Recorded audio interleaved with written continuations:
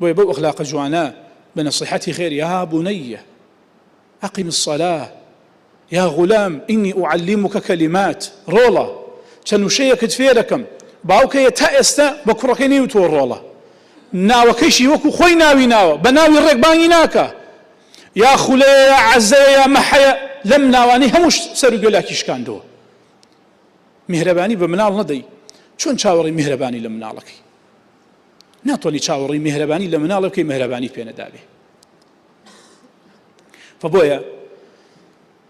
يا غلام إني أعلمك كلمات سيري أم نصيحتي بيغمر كان عليه الصلاة والسلام بو عبد الله كوري عباس چەند وشەیەکت فێ دەکەم ڕۆڵە خوا بپارێزە خوا دەتپارێزێ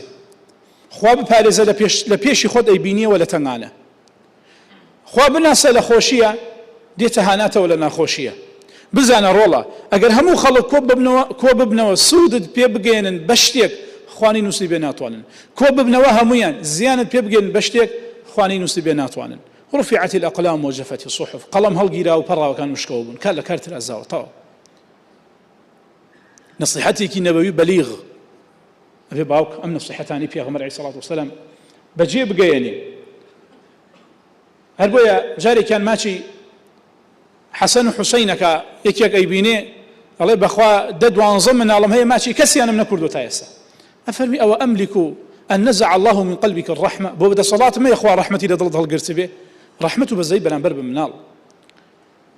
هربويا بيغمري خواه فرمي عليه الصلاة والسلام كاتب باوق وفاتك كرد وكاني أبشري لسير رقاوة نبي هيك أنا فرمي ولد صالح يدعو له منالك رحمته صوزي أتيبود بيني تربيتك صالحاني بده بوي باني دعاي خير بوبك رحمة بو بنيري لعنة بو نيري منالي خراب لعنة بو باوكي خويدا نيري بوشي لعنة بو بي بو خير وحسنات بو نيه دا كرم لخوي قولا